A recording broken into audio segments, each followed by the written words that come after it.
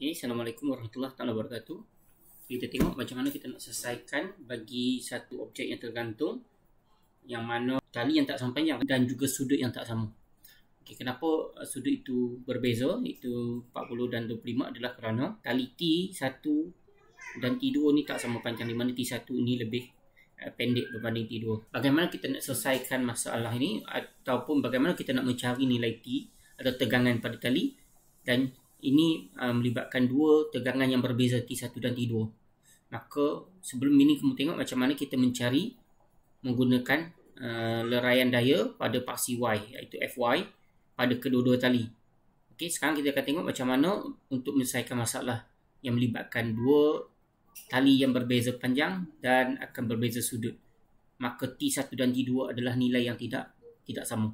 Okey, cara penyelesaian adalah sebahagiannya adalah sama seperti yang sebelum ni, iaitu yang sama panjang tali atau sama sudut. Okey, kaedahnya sama. Kemudian ada tambahan sedikit. Kita tengok macam mana. Okey, untuk tali yang pertama T1, kita leraikan dia kepada dua komponen, iaitu dua bahagian. Yang pertama adalah Fx, leraikan Fx ke kiri dan Fy ke kanan. Okey, Fy daripada T1. So Fy daripada T1 ke arah atas, Fx daripada T1 ke arah kiri. T1 Fx dia ke kiri. Itulah daya yang wujud pada tali yang pertama T1. Itu Fy dan Fx ke kiri, Fy arah atas. So leraikan dia seperti biasa, iaitu kita carikan Fy menggunakan trigonometri, iaitu sudut Fy opposite atau bertentangan kepada sudut, maka kita pakai sin. Okey, kita pakai sin theta. Sin sudut iaitu sin 40 darjah bersamaan dengan Fy perkan dengan T1. So T1 di sini kita tak ada nilai, iaitu hypotenuse. Fy bagi hypotenuse. So kita biarkan dalam sebutan T1, di mana T1 sin 40 bersamaan dengan Fy. Okey, kita biarkan kiraan kita ini dalam sebutan T1, iaitu nilai daya ke atas. Okay. Ada lagi tak daya yang bertindak pada objek ni ke arah atas? So jawapannya ada, iaitu daripada daya daripada T yang kedua, iaitu leraian daya T2. T2 akan menarik objek ini ke arah kanan, itu Fx oleh T2, ini Fx oleh T1. Okay, dan juga T2 ini juga menggunakan daya ke arah atas, leraiannya adalah ke atas. Okay, iaitu Fy juga arah Y oleh T2.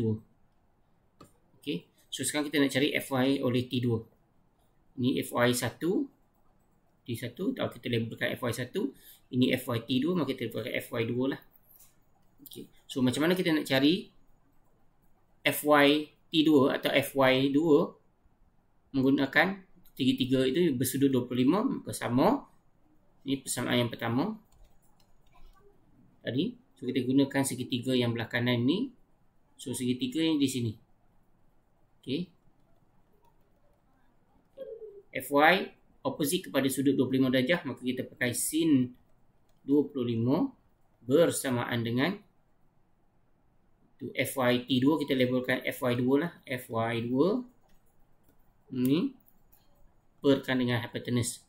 Hypotenuse nya adalah T2, di mana T2 dan T1 ni tak sama. Okey, ini adalah T2. So dari sini kita dapat Fy2 bersamaan dengan T2 sin 25. Alright, jadi kita dapat persamaan kedua. So kalau kita tengok bagi kes sudut yang sama sebelum ini, T1 dan T2 sama, sebab sudut sama maka tegangan T1 dan T2 sama, maka kita boleh campurkan dan samakan dengan daya ke bawah. Okey, ini dua daya yang bertindak ke arah atas oleh tali T1 dan T2 ada dua, iaitu Fy ke atas, Fy2 ke atas oleh T2 ke atas. So, daya yang lain bertindak pada objek dalam menyebabkan objek dalam keadaan pegun adalah berat. So berat objek adalah 50 Newton. So kalau kita anggap G bersamaan dengan 10, maka dan beratnya adalah 50 Newton, iaitu 5 darab 10. Okay, daya ke bawah. So, apakah hubungan daripada keseimbangan daya? Apakah hubungan antara 50 iaitu daya ke bawah dan 2 daya ke atas? Fy1 dan Fy2. So, kita boleh katakan 2 jumlah daya ke atas adalah bersamaan dengan daya ke bawah iaitu W. So, kita binakan persamaan yang menghubungkan W dan juga F2, Fy2 dan Fy1. Maka kita dapat Fy2, Fy1 tambah Fy2 iaitu daya ni campur daya ini akan jumlahnya mestilah bersamaan daya ke bawah iaitu berat weight. So gantikan Fy1 adalah T1 sin 40 tambah T2 sin 25 iaitu ini. Mestilah bersamaan W adalah 50 Newton. Okey, maka kita dah dapat persamaan yang ketiga. Iaitu T1 dan T2 tak sama, maka kita tak boleh selesai dengan hanya membentuk satu persamaan antara daya atas dan daya bawah. Maka kat sini kita perlu cari daya lain yang bertindak pada objek oleh tali. Okey, daya lain yang ada yang boleh kita bentuk persamaan. Okey, bagi kes ini kita tahu bahawa daya berat hanya ke bawah. Tapi tali yang pertama T1 dia mengenakan daya ke kiri, iaitu dileraikan ke arah Fy dan arah Fx. Fy kita dah guna, maka yang Fx kita belum guna. Tali ini akan tarik objek ke arah kiri juga. Tali ini arahnya adalah ke atas dan ke kiri. Maka dia ada satu daya yang yang telah dileraikan dalam arah Fx oleh T1. Maka kita bentuk satu persamaan yang menghubungkan Fx. Ni Fx, maka ni segitiganya. Yang atas ni adalah Fx. Ini Fx, kita bentuk segitiga di sini. Okey, segitiga yang sama iaitu di sini. Okey. Di situ.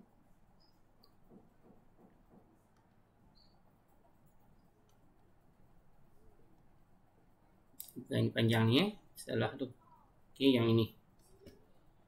Ini segitiganya, merahkan dia. Ini segitiga ni. Okay, tiga yang sama. Cuma yang ni Fy. Fy dah, ini garis sisi ni adalah Fy. So, maka ni adalah sisi Fx. Yang Fx dalam arah ni kita boleh gunakan pada arah ni. Ni sama. Ni juga Fx. Kita bentukkan segitiga untuk membantu kita, memudahkan kita punya pengiraan. So, jadi kita carikan nilai Fx ni.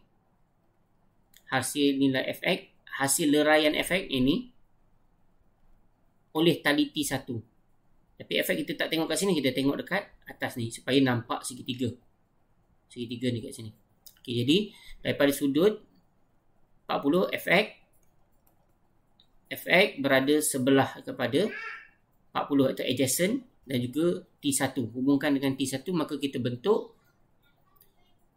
cos 40 bersamaan dengan Fx bahagi T1. Maka Fx iaitu daya Fx yang ke kiri, Fx1 oleh T1 oleh ni Fx1 Fx ni adalah terhasil daripada tali T1. Kerana T1 tarik ke kiri dan tarik ke atas. Okay, maka Fx bersama Fx1 bersamaan T1 cos 40. Okey, maka kita dapat persamaan yang keempat. So, selain pada daya ke kiri, kita juga ada satu daya ke kanan. Iaitu tali T2 mengenakan daya ke atas, kita dah guna tadi.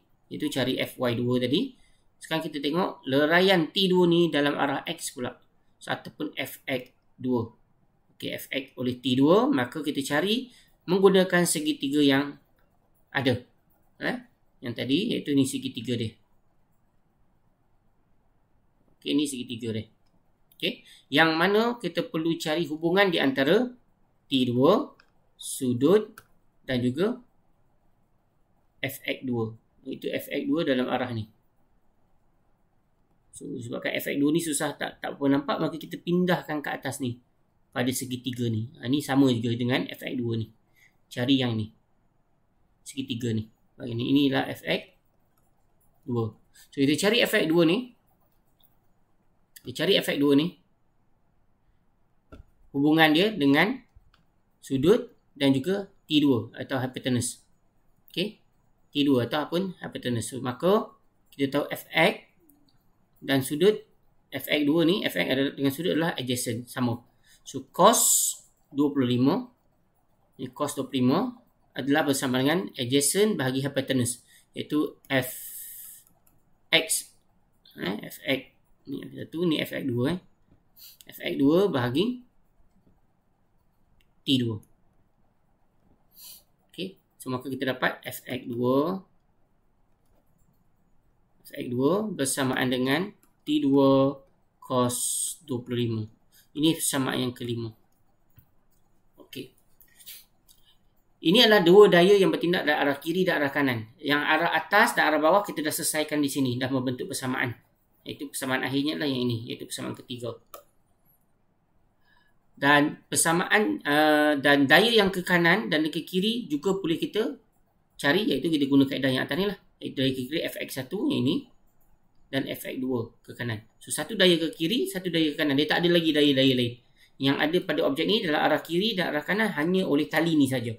Dan kita dah leraikan dalam arah Fx1. Tali ni menarik dalam arah Fx1, kita dah leraikan, dapatkan Fx1. Tali T2 dalam arah Fx2, kita dah cari dah dalam Fx2 ni. Ini.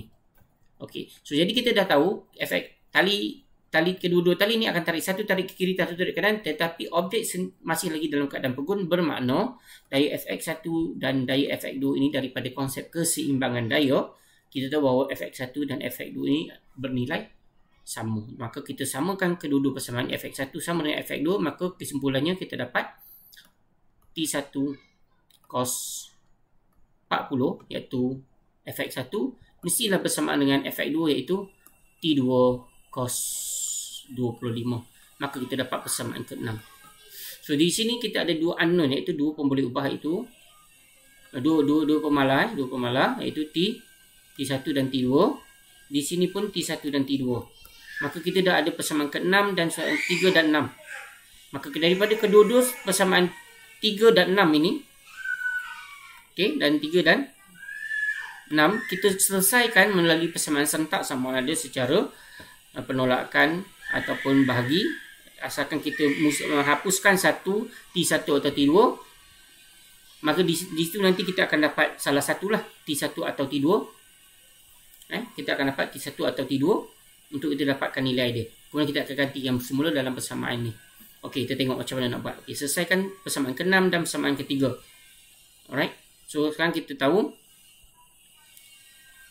T1 jadikan dalam sebutan T1 kita ambil persamaan ke-3. T1 sin 40 bersamaan dengan 50 tolak T2 sin 25. Okey.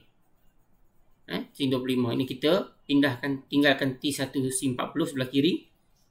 Kita pindahkan T2 sin 25 sebelah ke kanan. Jadi tolak. Pindahkan ni ke kanan, maka jadi tolak kat sini. So jadi tinggalkan T1. Supaya T1 ni kita boleh gantikan dalam persamaan ke-6. Ini persamaan serentak lah. T1 bersamaan dengan 50 tolak T2 sin 25. So sekarang kita pindahkan, tinggalkan T1, maka kita pindahkan sin 40.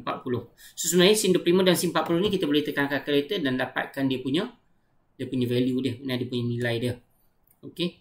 So kita cuba dapatkan, ini ubah sikit tiga ni, apa ni? Panjang ni. Okey, bahagian ni division ni kena agihkan. Okey. Alright. Okay, kita anjak sikit. Alright, so sekarang kita nak selesaikan persamaan T1 ni. Okay, kita dapat T1 bersama dengan ini 50 tolak T2 sin 25 bahagi sin 40. So nilai T1 yang kita dapat ni dalam sebutan T2 kita gantikan dalam persamaan ke-6. Kita gantikan dalam persamaan ke-6. Okey, kita gantikan dalam persamaan ke-6. Maka dari situ kita akan dapat, gantikan dalam persamaan ke-6 ni. Okey, gantikan dengan nilai T1 ni kat sini. Okey, so kita akan dapat, tukar pen merah, pen biru lah. T1 adalah nilai 50 tolak T2 sin 25 bagi 40. So jadi gantikan T1 tu dengan 50 tolak T2 sin 25 bahagi sin 40. Ini T1 di sini. Darab dengan cos 40 sama dengan, okey, sama dengan, ini sama dengan ni, kita ganti kat sini, ni T1, ni cos 40, ni cos 40. So T sama dengan T2, ini sebelah kanan persamaan, T2 cos 25. Okey, so jadi kita akan dapatkan dia punya persamaan dia. Dia punya bukan persamaan, kita akan dapatkan nilai T2 daripada sini. So tekan kalkulator sin 25, sin 40 ni semua ada value dia, ada nilai. Okey, kita tekan kalkulator 50 sin 25, sin 25. Okey. 50 tolak sin 25, sin 25 adalah bersamaan dengan T2 darab sin 25 adalah 0.4226 perkan dengan sin 40. Sin 40 nilainya adalah 0.6428. Cos 40 nilainya adalah 0.766. Cos 40 ni so bersama dengan T2 tulis balik cos 25. Cos 25 adalah bersamaan dengan 0.906.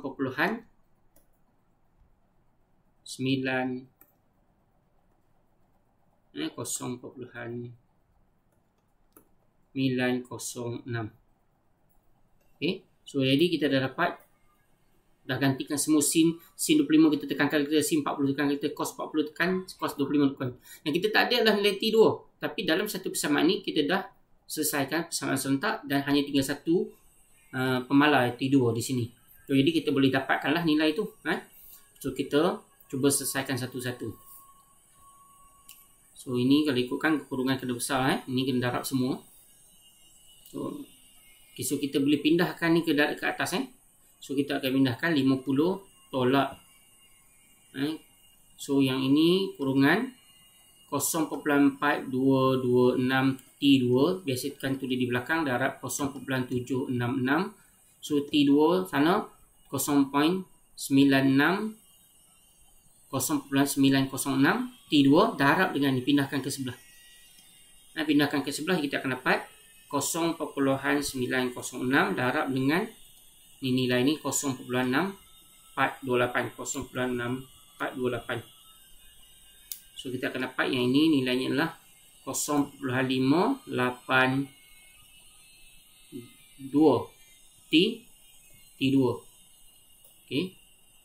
Kita dapat 0.582 T2. Right, ni T2. Right, kita baru pindahkan yang ini. Okey, masih lagi tinggal yang atas ni. Tapi 0.76 ni perlu didarabkan kedua-dua. Okey, tengok ada lagi tak kita pindahkan, kita pindahkan 0.766 ke sebelah. So kita akan dapat bahagi 0.582 ni kita bahagikan dengan ni. Bahagi 0.766, maka kita akan dapat 0.7602 T2. Maka kita dah pindahkan ni ke sebelah. Nilai ni pindah ke sebelah. Maksud 0.582 bahagi nilai ni kita dapat ni. So yang tinggal sebelah kiri adalah 50 tolak 0.4226 T2. Okey, T2. So maka T2 dan T2 ni kita sekalikanlah dengan nilai T2 yang ada T2 supaya kita boleh selesaikan mencari nilai T2. Maka tinggalkan 50 sebelah kiri, kita pindahkan, kita tinggal 50 sebelah kiri, 50 sama dengan 0.7602 T2 tolak 0.4266 T2, pindah sebelah jadi tambah tambah 0.4226 T2.